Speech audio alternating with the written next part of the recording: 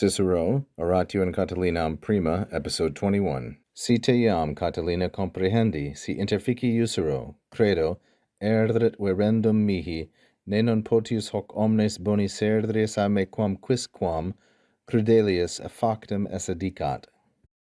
The grammar here in this particular sentence is interesting and a little bit tricky, but we'll make it through all right. Cicero continues by saying, if you now, O Catiline, to be arrested, if to be executed, I shall have ordered, so I believe that's going to be parenthetical, then I will have to fear that all good men, omnes boni, might say, dicat, we'll pick that up later, that this thing was done by me, a me, too late, potiusquam, rather than that someone might say, dicat, that it was done, factum esse, too savagely or too brutally, crudelius. Now let's take a close look at some of this complicated grammar. We begin with the C clause, and here's another C clause. Each of these is a protasis, the C clause and the conditional. The plural is protases. So this one has two protases. The verb for both is usero.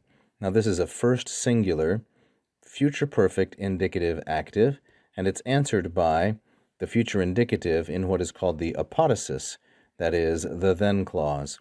So it's not uncommon to have two protases as this one does. If these two conditions are met, then this will follow. So usero is from eubeo. It's the future perfect, as I've said. This is a second conjugation verb. So if I shall have ordered, now we have an indirect statement, te comprehendi, te interfici. Both of these are present infinitives in the passive. They're both incidentally third conjugation verbs also. So if I shall have ordered that you, this is masculine, singular, and accusative because the subject of these infinitives, that you be arrested, comprehendi, that you be executed, and then of course Catilina, the vocative. Now the apodosis, or the then clause, I will have to fear, erit verendum mihi. Verendum is a gerundive, that is a verbal adjective from vere or vereri, which is a second declension deponent verb. The gerundive here is used with a form of esse and a dative of agent. This is called, then, a passive periphrastic, the gerundive with a form of esse, and it shows necessity or obligation, often paired with the dative of agent, mihi. So then, I will have to fear. Now what follows is the object of this fear clause, and the expectations here are somewhat opposite of what we might think. Ut is a fear that something will not happen, while ne is a fear that something will happen. So fear not is ut, and fear that something will happen is ne.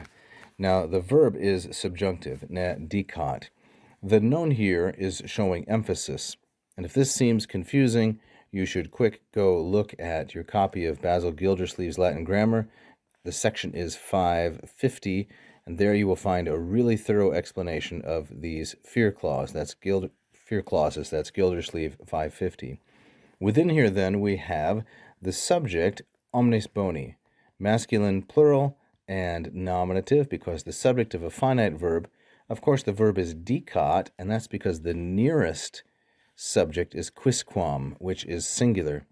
But conceptually, omnes boni is the subject of dicat, or we can understand that decant should be here, or we could place it right here. In other words, potius and quam break these two clauses in half. They connect them, and decant has to be understood with omnes boni as a plural and dicat as the singular with quisquam.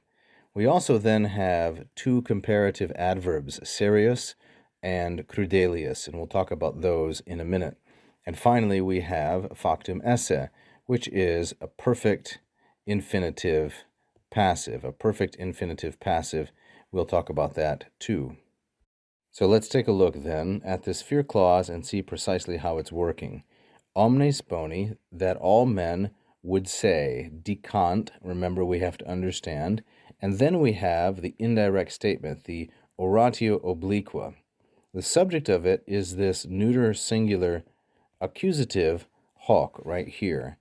that all good men would say that this thing, namely the arrest and the execution of Catiline, they would say that this thing was done, factum esse, was done by me, a me, the ablative of agency, too late, serious, rather than potiusquam, should I fear that someone would say, dicat, that this thing, hoc, was done, factum esse, by me, too brutally, crudelius. Now that's a beautiful and an intricate clause, an intricate colon. So you should study that carefully, make sure you understand it. In fact, you can pull out the separate elements and rewrite them with omnes boni, and you can write in decant if you want to. You can write the infinitive, factum esse, you can put the subject here, hoc factum, or maybe better, hoc esse factum. You can put the ablative of agency, a me. You can add in the comparative adverb, serious. Then you can rewrite the whole thing, making quisquam the subject, repeat the verb, and so forth, just to make sure that you understand how it works. Thank you for watching. If you enjoyed the lesson, please press the like button. Don't forget to subscribe and leave a comment.